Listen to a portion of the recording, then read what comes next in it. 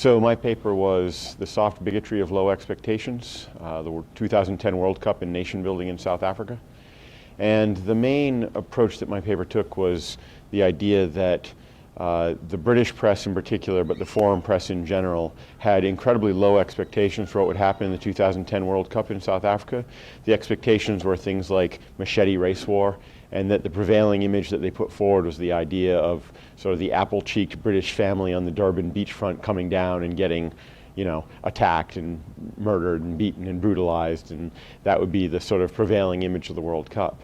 And I think that, as much as anything, the sort of low expectations set by the British press, and to some degree the American press and the rest of the European press, with the subtext sort of being, well, we should have hosted it. Why are we giving this to South Africa? Why is this event that should be a European event going to Africans? And so I think part of the problem that this presented, of course, was really lowering expectations and playing into a colonial mindset about what South Africa is capable of being, what Africans are capable of doing. But at the same time, those low expectations meant that when South Africa hosted a successful event, it came across as being quite successful, so that when Sepp Blatter says that it was a wonderful event, it was the best World Cup, part of it at least was because South Africa transcended those expectations by having enough police on the beachfront and by and large efficiently taking care of the infrastructure and transportation and so forth. Now there were snafus.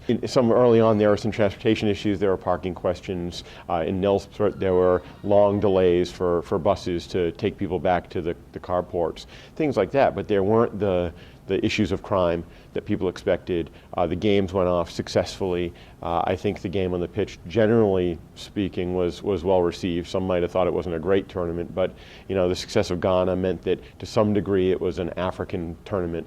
And so I think that on the whole, because of these low expectations, South Africa really was able to do sort of an A-plus job, even if on the whole there were probably the same number of difficulties as at any other World Cup, but certainly no more than in Germany, no more than in Japan and Korea.